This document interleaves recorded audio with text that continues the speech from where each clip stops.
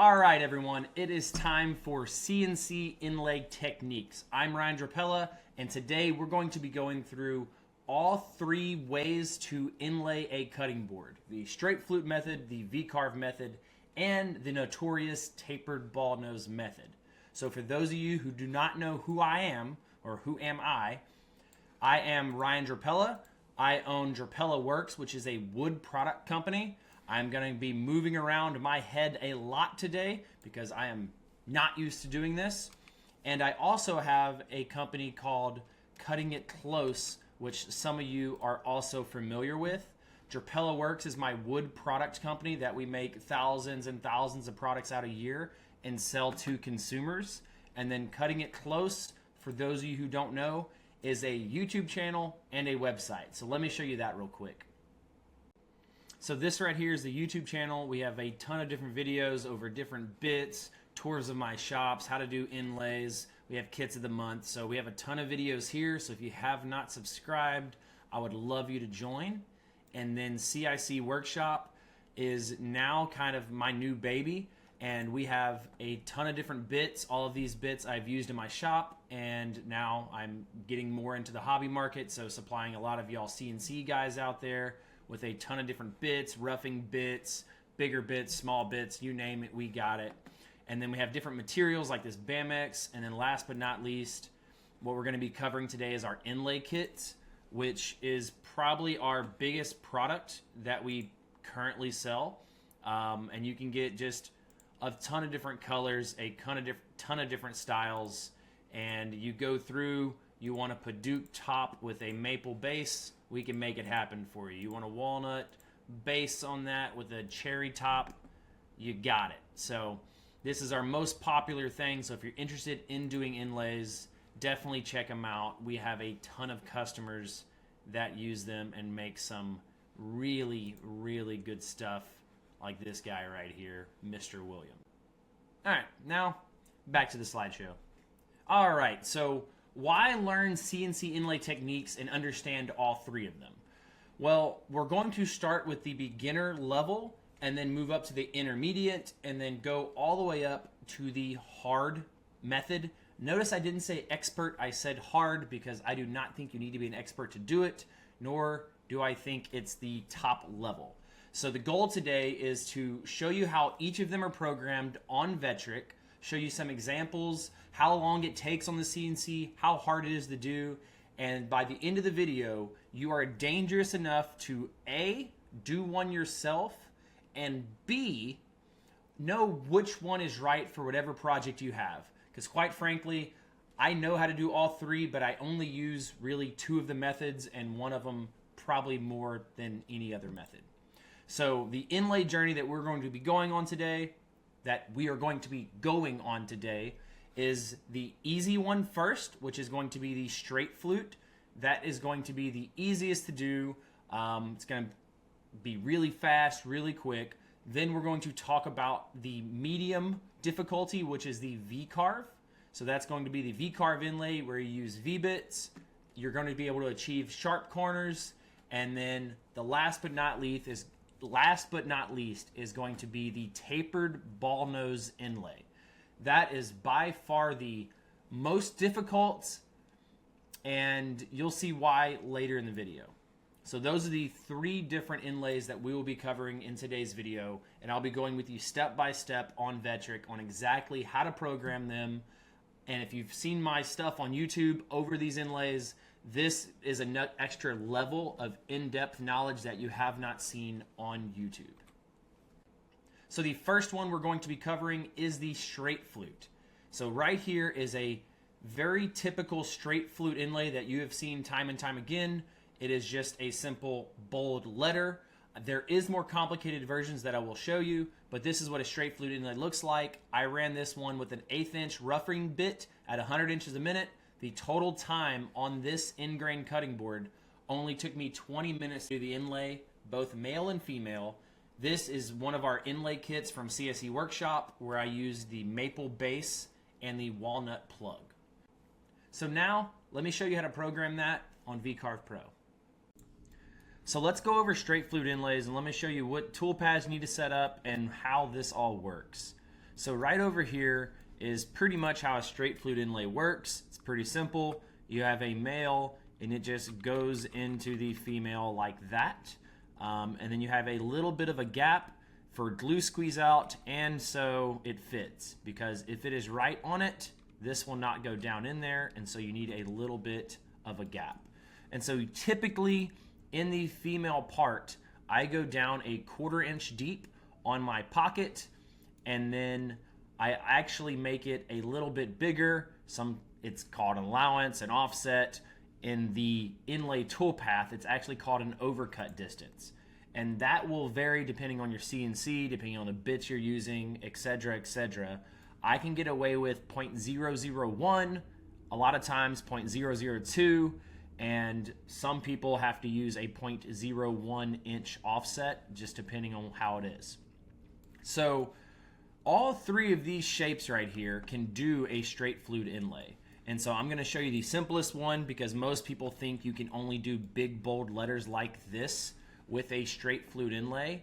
And how I used to do these in the past was I would convert these to vectors, and then I would have to go in there, and whatever bit I was using, let's say I wanted to use an 1/8 inch bit, I would have to put a tool radius on and actually go in here and radius every single side, edge, corner, so I know my 1/8 inch bit can go in there and fit, right? The good thing is Vectric already has a program where you do not have to do that. And so what we will be using today is the straight flute inlay toolpath, which is going to be at the top right. And how this works is it automatically rounds over the corners without you having to do it manually, based on the bit that you tell it in either the male or the female. And so let's just say for this right here, I'm going to cut out this R in male form. Now, you can do it either way. You can flip it, you can not flip it. If you're going to do a lot of tabs on this, I do actually recommend flipping it. That way the tabs are not in your way whenever you do an inlay, right? So if you do it with tabs, and the tabs are right here at the bottom, right, because you cut your male part out, then what happens is, let's say the tabs are right here, right? Then you actually have to cut off your tabs and clean them up. Versus if you flip it, then the tabs are going to be at the top, right? Because you cut out your male part, right? You cut it out, you have the tabs at the bottom, then you flip it over and you go into the female, just like that, and then you don't have to worry about cleaning up your tabs too much, right? You just break them apart and you can leave them on there. So either way works. With a male, with a straight flute inlay, it really doesn't matter. So what we're going to do is select our thing we want to inlay, which is this R, and we're going to select the straight male inlay insert. We're going to click that, and you want to make sure whatever bit you're using right here, you use on the female part we will talk about later.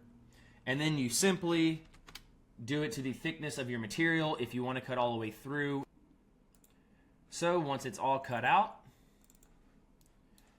it rounded these corners for you slightly and rounded everything with that 1/8 inch diameter bit. Now to do the female part, we'll just select that inlay toolpath again. Once again, not the V-carve inlay, the inlay toolpath.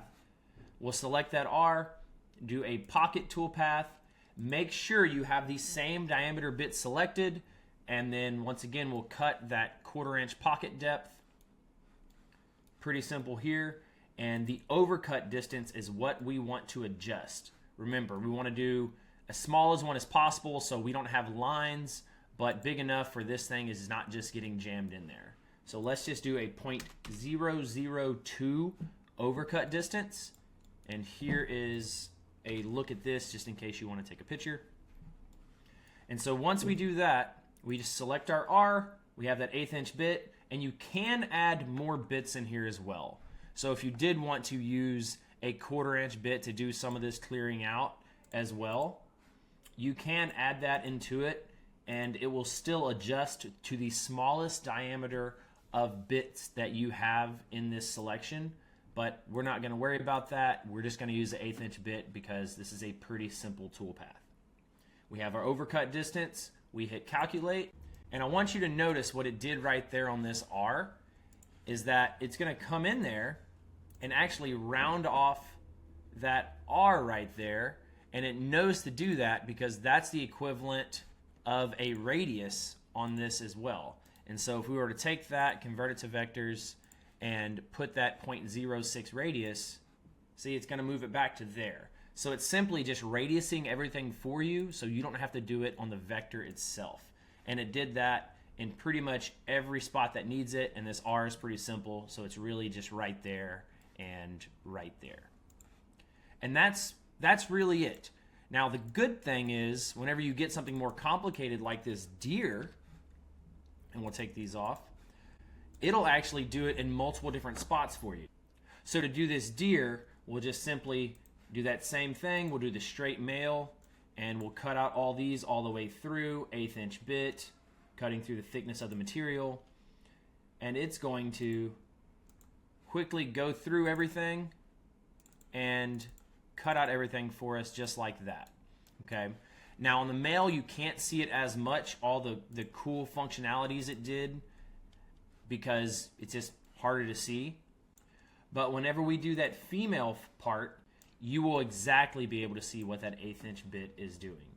So we're cutting down that 1/4 inch pocket, and so what that female did, see, it rounded all of these corners right here that 1/8 inch bit either could not cut out or could not pocket because of the diameter of the bit. And so even though this is a straight flute inlay, you can do really complicated inlays like this and make them look really, really good like that. Now you can even go as far as doing a word going across. I use these a lot for last name engravings, and so if we change up the size of this board, we've been running it as a 12 by 18 inch board, and now we're going to run it as a 12 by 18 going the other direction. And let's just say I wanted to do this name,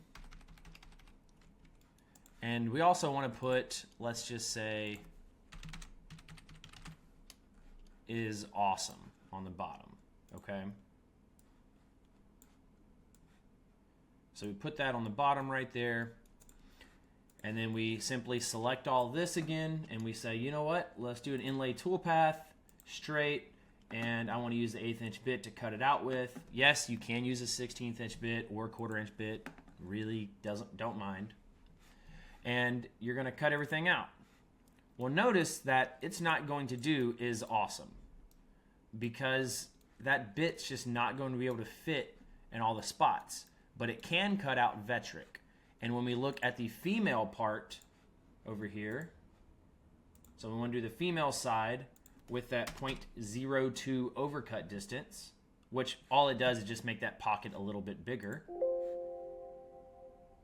It's going to throw you a little warning sign, and it's not going to be able to do is awesome, right? Because that's too small. And so that is when you get to the limitations of what a straight flute bit can do on the inlay side. And so a lot of people put last names and then anniversary dates or wedding dates on there. You're not going to be able to do that, but you can definitely do a lot of really cool engravings, and this does not take nearly as much time as other ones. And once again, as you can see, because we did it on the inlay toolpath itself, it's rounding over all these corners again. I cannot stress that enough. That is the main function of that toolpath for Vectric. So straight flute inlays, there's a lot of possibilities to it, whether you're doing a big letter, a simple last name, or a more complicated inlay. You just have to double check with that male and female to make sure it's going to pan out before you ever run it. And you can go less of a pocket depth, you can go more, totally up to you, but a 1/4 inch works for me, and that overcut distance is going to be important as well. And the last thing I will say is always, always, always cut out your male first, then do your female. Because while your female is clamped down on your CNC, so let's say you do a overcut distance of 0.002, if it does not fit, you can make it bigger while it's still clamped down and make that overcut 0.005 and do multiple test fits. But if you cut out this first, then the male, you have to take the male off and your whole inlay is ruined if it does not fit. So always do male first, then the female part on straight flute inlays. Now, let's go talk about how we get that is awesome on the bottom with V-carve inlays. All right, I hope that made a lot of sense. Just remember, it's a straight slot. You don't have to do anything crazy. An 1/8 inch bit like this works good for most straight flute inlays. You don't have to worry about Z height as much, because if it goes deeper or less deep, you're perfectly fine. And always do your male first, then your female. And this is what that deer looks like with a walnut plug and a sycamore base. So that is a spalted sycamore with a walnut plug. It's kind of hard to see, but I did that one to kind of have like a camouflage look to it. So pretty cool. The next thing is going to be the V-carve inlays. And so this one was done by me. And this is John Wayne saying, "A big mouth don't make a big man." And he's one of my favorite all-time guys in a Western, right beside Roy Rogers. So, yeah. So this one was done with a 3/16 upcut bit at 100 inches a minute, followed up by a 30-degree V-bit at 70 inches a minute. The material was a maple base and a walnut plug, and this took a little bit over an hour, coming in at 70 minutes. But notice the level of detail that we're getting into here. So let's hop on over to V-carve Pro so I can show you exactly how I program this one and how I would do others. Now let's do a V-carve inlay, and this is the rules we will be following. I've did a few YouTube videos over this, but I'm going to go a little bit more in depth to the programming side of this. And so these are some of the parameters we'll be following today, and this is what we'll be inlaying. And notice it has really sharp letters and corners and all of that good stuff, and I no longer have to worry about the diameter of a bit because it's going to be a V-carve, and so it's going to be able to get any of those tiny points because of this angle right here. Now, I'm choosing to do all this with a 30-degree V-bit, but you can do it with whatever bit you would like, 30, 60, or 90. I prefer the 30-degree V-bit. So the first thing we're going to do is pocket the female. And so for the female, we simply just do a 1/4 inch pocket depth right there. And that's roughly it. Now we can do this 2 different ways. I'm going to show you both ways to do it. One is going to be the V-carve inlay toolpath. That'll be the second way. And the first way will be the traditional V-carve with a flip and another V-carve toolpath. So for starters, this is a 12-inch by 18-inch cutting board right here. And to do this first one, I'm taking a 30-degree V-bit. I have a 1/4 inch flat depth because that's how deep I want to go with my pocket. And I usually have a clear out bit. In this case, it's going to be a 3/16 upcut bit. So pretty simple here. All you have to do is hit calculate, and it should cut out everything. So that V-bit's going to come in, do all that. 3/16 upcut going to come in, and let's make it no fill so y'all can see it a little bit. And there you go. And that's it. That's all the female is. Very simple, just a simple V-carve engraving. That's it. Just make sure you always stick with the same degree V-bit that you are using, and then make sure it's the same V-bit, right? So if you use a 30, keep using a 30. Don't try to go into a 60. And so that is going to be the female way 1. Okay, cool.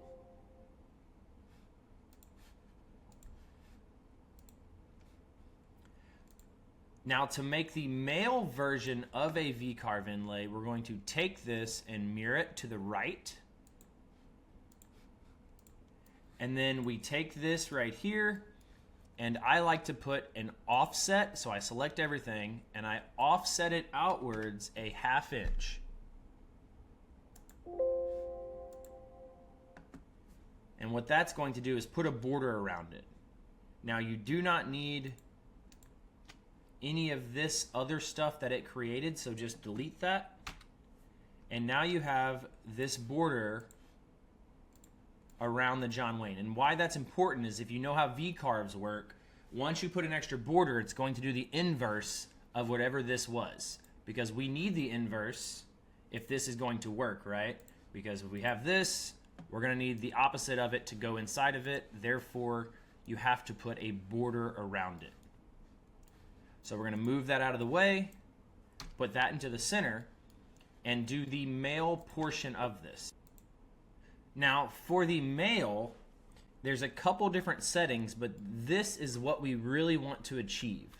Okay, so whenever this male plug goes into this female pocket, right, once again, we want that same angle right there, and then when it falls into it, you want a gap at the bottom because the glue is going to sit there. You could have fuzzies, right? And let's say you have a little bit of fuzzies that are right here in this corner that are going to stick up, right? There's just little things. And so you want this glue gap. And what it really should be called is a tolerance, because if you don't happen to set your V-bit exactly the same Z height as you should, I mean, you just need a little bit of a glue gap.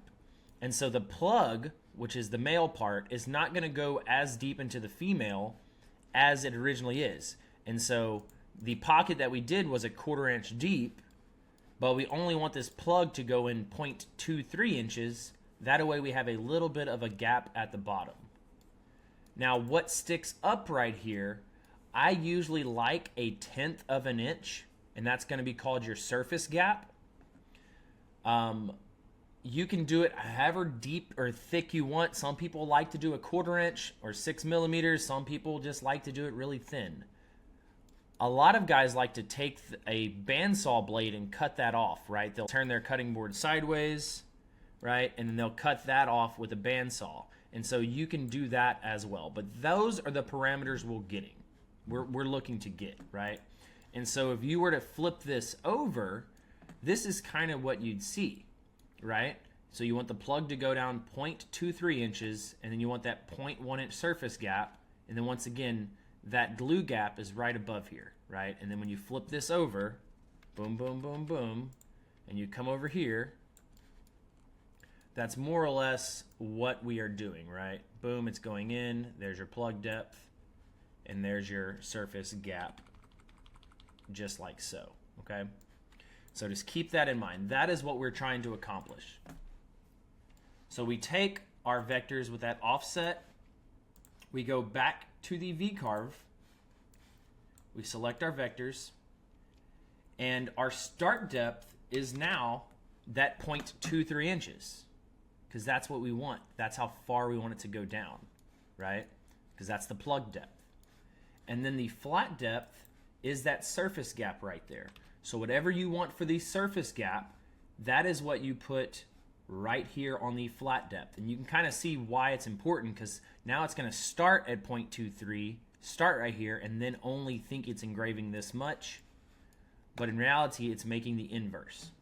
And so those are the parameters you're going to select. You're going to have that same 30-degree V-bit or 60-degree, whatever you choose, and a 3/16 or a 1/4 inch upcut, 1/8 inch upcut, whatever you want to do a clear out with. But now that we have that outside vector, it's going to do the inverse. So we're just going to hit calculate. And it's going to do the clear out first, like that. And then also the V-bit's going to follow it up.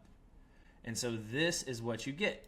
Now, it does not matter if you do the male or the female first with a V-carve inlay, because you won't know until you press it in that inlay press or clamp it together, right? One way to check if your inlay is correct, though, is let's say we want to look at this B right here, right? This big right here, the B on the big, and see how it has a flat part right here, and it's kind of angled on each side of it. Well, whenever we do the female version of that B, notice the bottom is flat all the way around. It has that little bit of flat depth. And now if we look at this M right here, it's only angled, right? There's no flat part in the bottom of that M, right? The V-bit goes and hits the bottom and comes back up.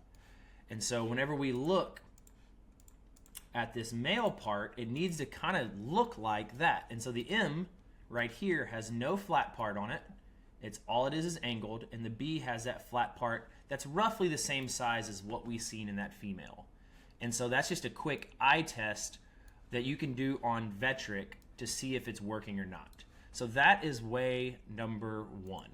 Now, whether you're doing a complicated inlay like this or doing, just a name, it all works the same way, right? If I'm doing my name right here, all I would do is do this with that right there.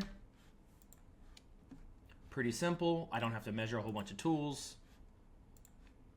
Boom, 30-degree V-bit, 3/16 upcut.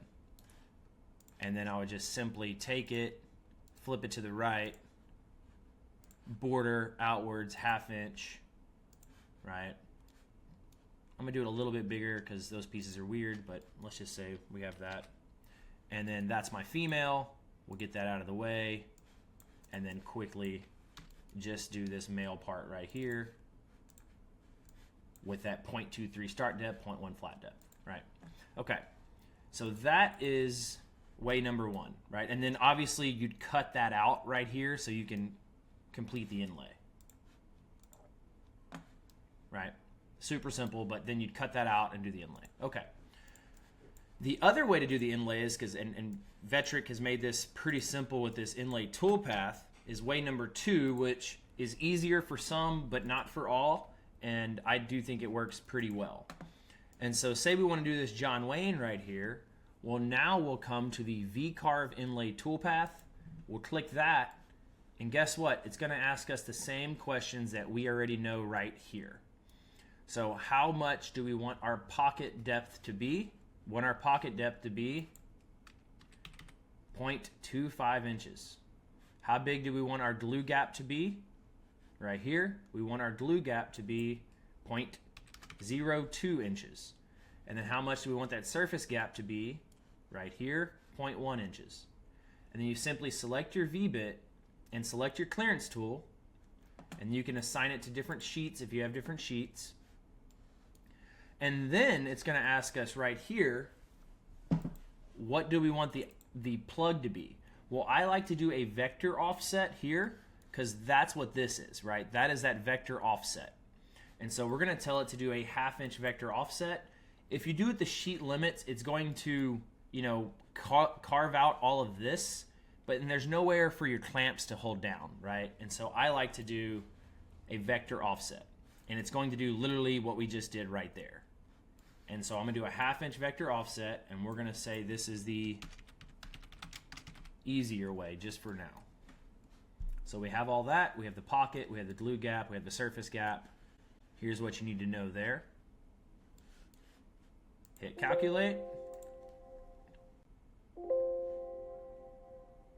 And what this is telling us is that there's some parts of that V-bit is not going to the full depth of the V-bit. And so maybe on, see, it gets really crazy here. But see, maybe like on this M right here, it doesn't go down deep enough to hit that flat spot. And so it's saying, hey, the V-bit's not going all the way down. Cool, cool. All right, so what this did for us now, it has made, we're going to group that, and we're going to group that and get that out of the way. This is why it's better to put it on multiple sheets. I'm crazy. I didn't do it on multiple sheets. But literally, it did the exact same thing we did. It took this one, flipped it to the right, and put that 1/2 inch vector offset, and also did all the calculations for us already. And so the male plug is already done for us. And so all we have to do is, there's that V-bit, and it's actually, or there's the clear out, and it's actually going to do it in 2 passes for us, which is nice. And there's all the V-carve. Once again, see that flat depth on the B and the M, right? M's going all the way to that point. That B has a little bit of flat depth on it.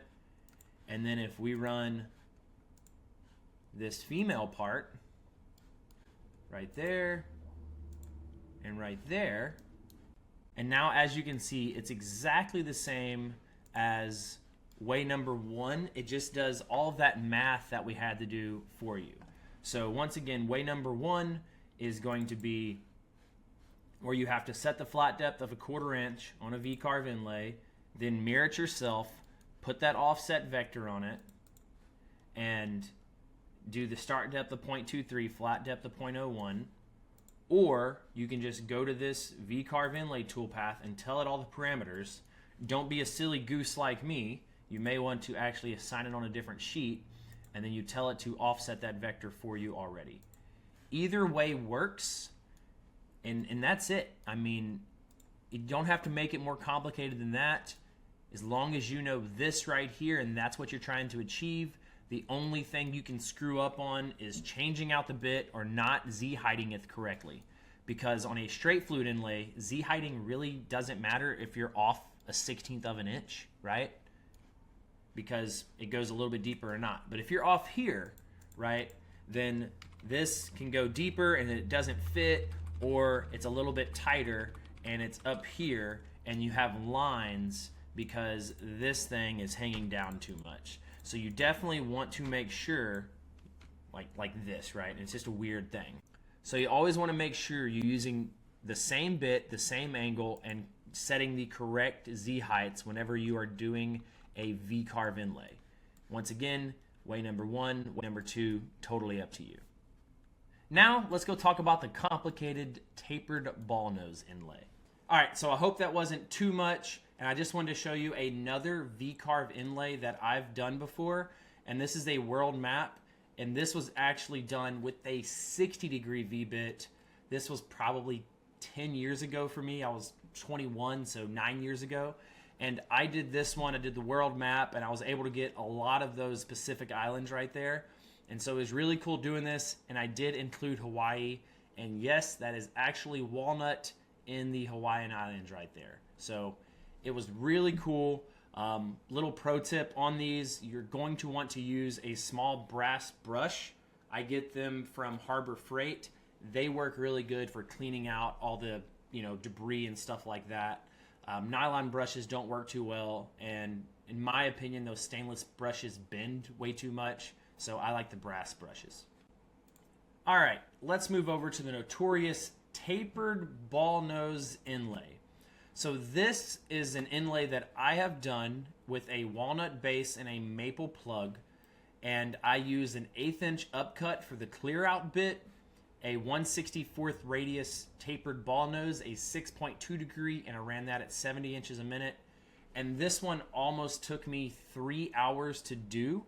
I say 150 minutes. It was probably a little bit longer than that. But this shows the level of detail that you can get with a tapered ball nose, like right there in those teeth or on the hot dogs. This is going to be really in depth. And before we dive in, I just want to make a note that this one is the hardest to teach without being side by side with you at your CNC, right? And so just know that it's very, very difficult to teach in this next 15 minutes. So this could be a whole 6-hour thing, but I'm going to try to condense it down to give you as much information as possible. So let's head on over to V-carve Pro and let me show you how it's done. So now let's talk about the tapered ball nose inlay method. And to be quite honest with you, I do not like these as much. I'm not a massive fan of them.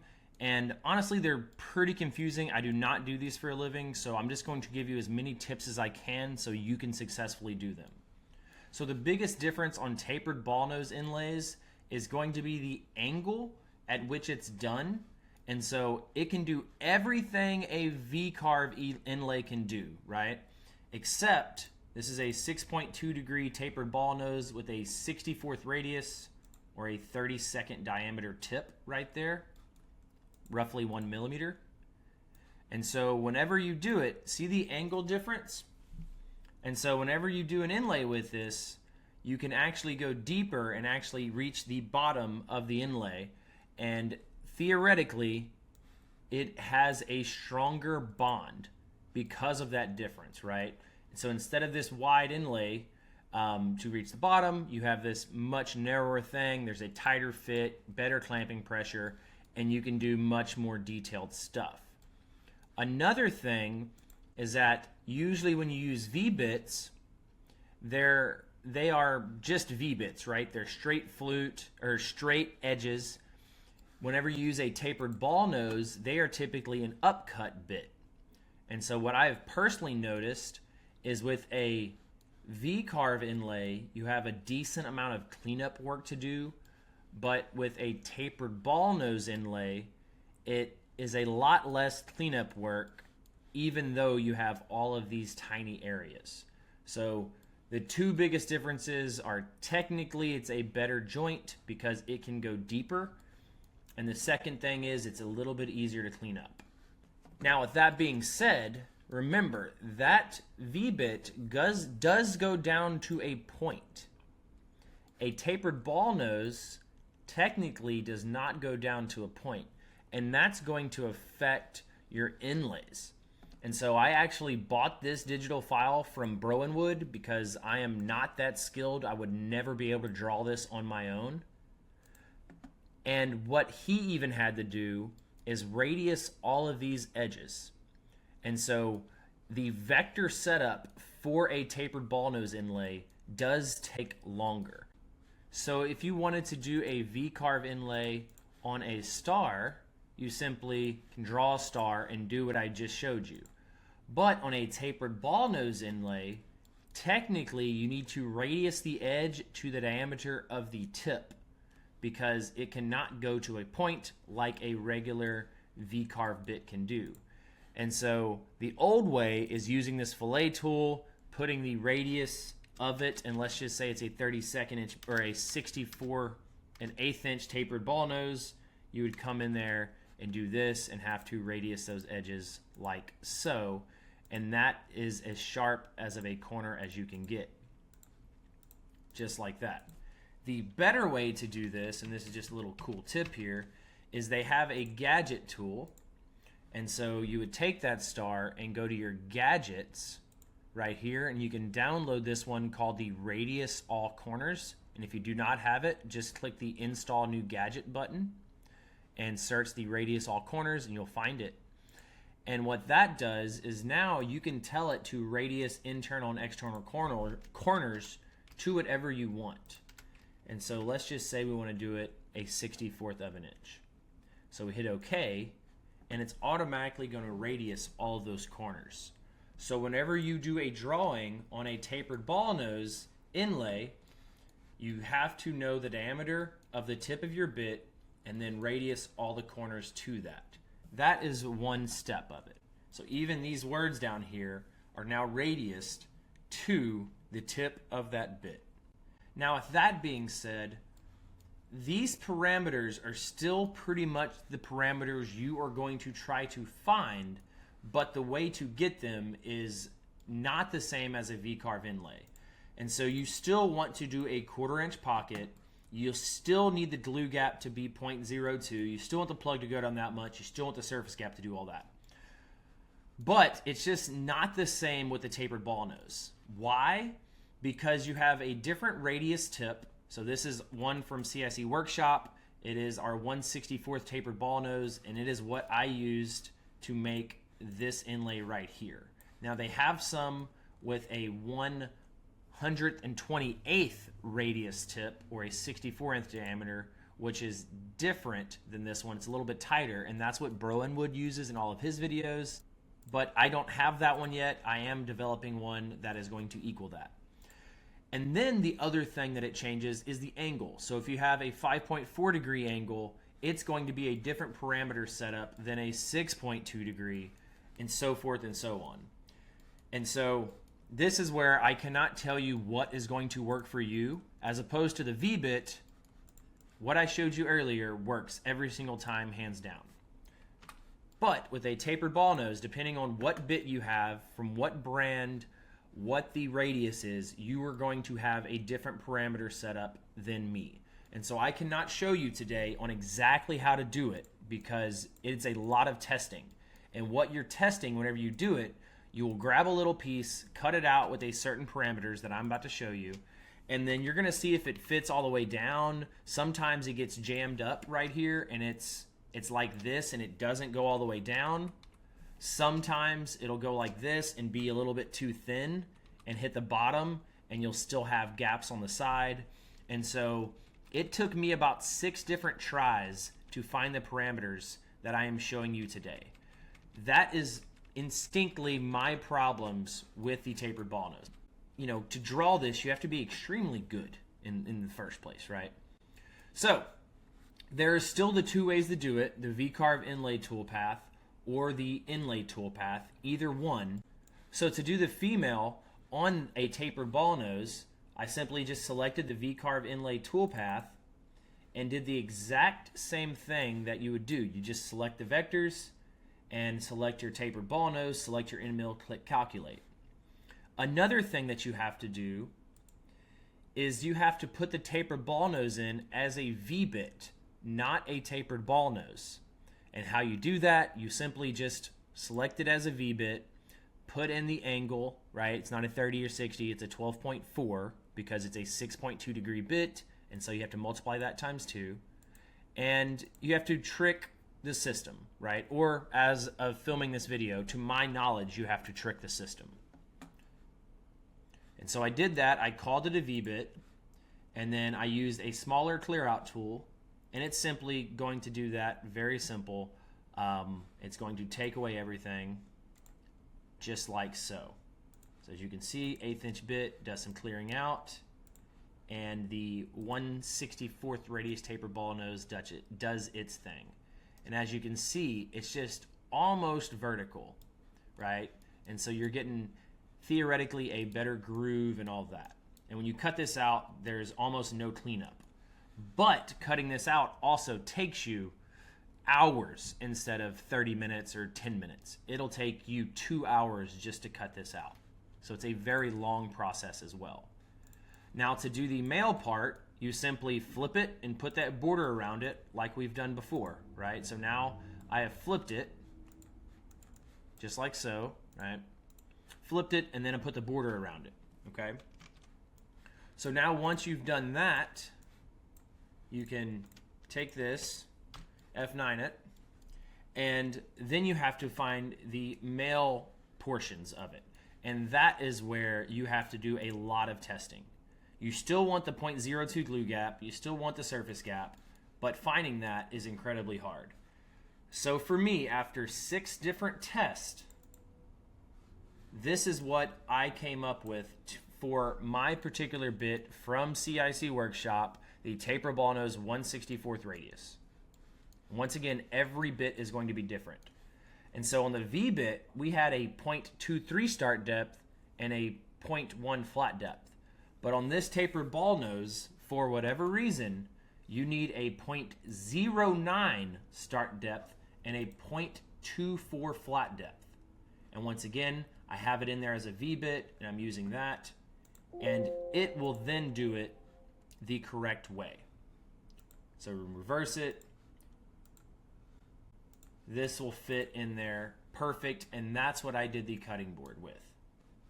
The same concept goes for this V-carve inlay toolpath as well. The female is this pocket depth, so you're going to set that to 1/4 inch, but you're going to constantly be adjusting these two to try to figure out what parameters are right for whatever tapered ball nose you have.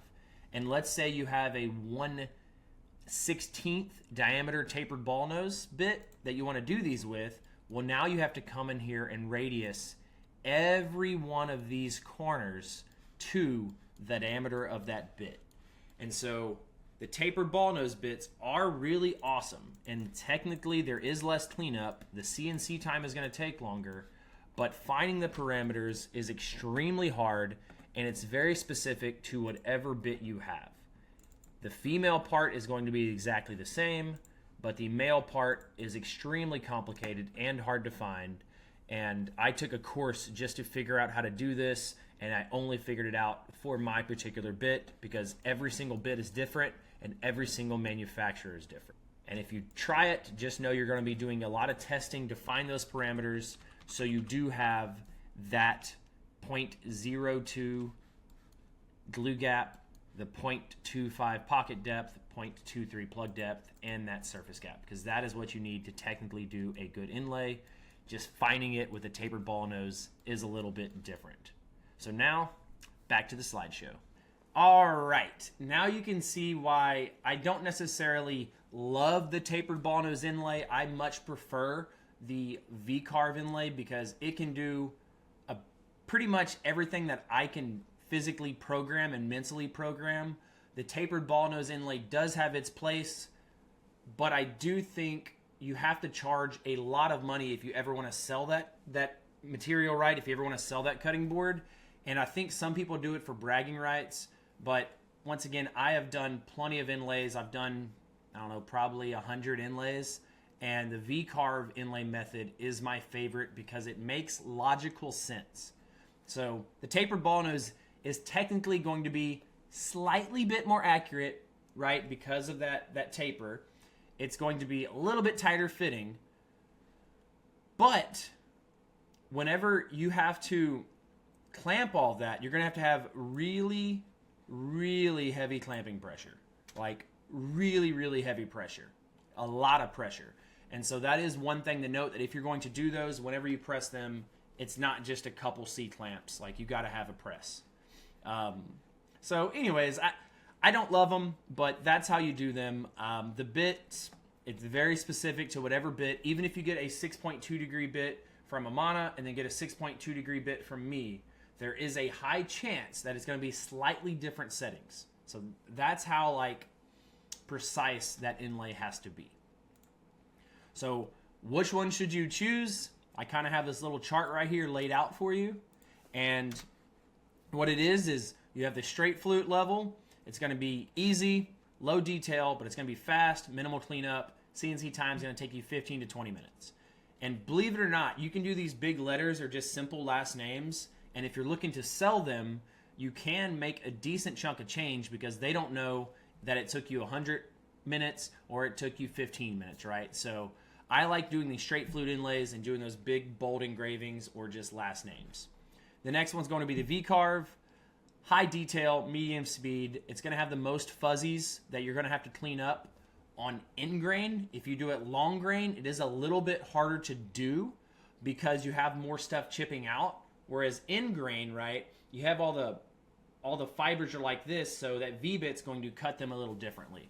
So V-carve inlays are a little bit more difficult on long grain cutting boards or long grain material. And the last one is that tapered ball nose. The huge benefit is the amount of detail that you can get and the minimal amount of cleanup. Other than that, it's a lot harder to do. It takes a lot longer on the CNC, and it's really just not that fast. So those are the 3 different inlay methods, and I hope you now have a pretty good understanding of what you want to do with them. Now, here's a couple final tips for you. You always want to practice before you do these massive projects. So take a piece of scrap, test it out, cut it in half with a miter saw or a bandsaw so you can see how that inlay is fitting, right? You always want to get a good contrasting material. That one's pretty simple. And I get phone calls every day from people that do not set up their inlay correctly. And they think it's because of the bit or because of the CNC. The thing about CNCs is they do exactly what you tell them to do every single time. So correct settings are everything. Make sure you have the correct settings. Make sure you're flipping everything the correct way. And take your time on them and let the CNC do all the work. Just make sure you tell it to do the right thing. And the last thing I will say is get the bits from CIC Workshop and try out those inlay kits. They are awesome. So if you have any questions, I would love to hear from you. And don't forget to check out our YouTube channel, check out CIC Workshop, and also CIC Academy if you're interested to learning a lot more about CNCs. So check those out, guys. Thank you so much, and thank you so much, Vectric, for having me on. I really enjoy this. Let's go.